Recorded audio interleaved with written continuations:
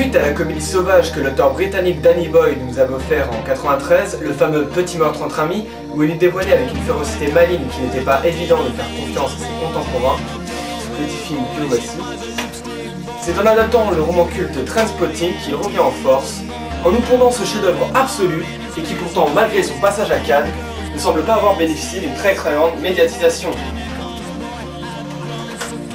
Peut-être est-ce à cause de son moralité assumée et provocatrice, dont le scénariste John Hood semble s'en être donné à cœur joie, dévoilant un humour à la fois dévastateur et subversif dans le débordement du trash et du mauvais goût,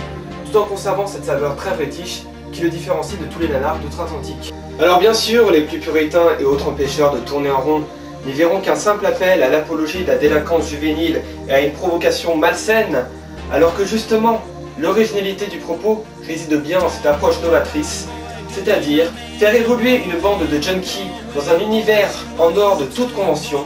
pour nous dévoiler un contraste entre des scènes d'une cruauté abjecte tant ils jouent sur la carte du réalisme, ou justement des scènes d'un surréalisme déconcertant tant on s'avoue surpris par l'impact de certaines séquences.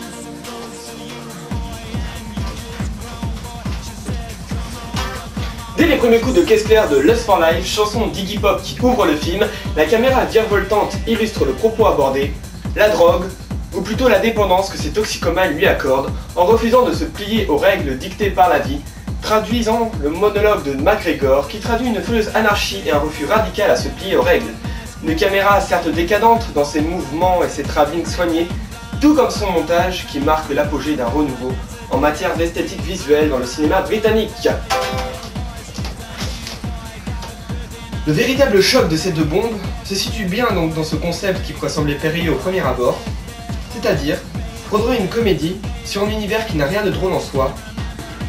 une expérience viscérale donc, qui s'interdit toute objectivité pour mieux nous faire plonger au cœur de cet enfer, en se plaçant sous le point de vue du personnage principal, Renton, interprété par l'excellent Ewan McGregor,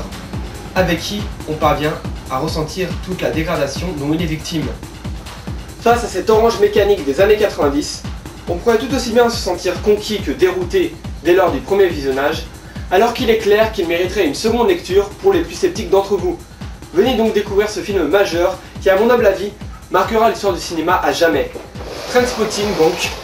avec une pléiade d'acteurs tout aussi extraordinaires les uns que les autres, avec un Robert Carlyle dont la performance monstrueuse égale celle de Joe Pesci dans Les Affranchis. Je vous dis donc, bon film.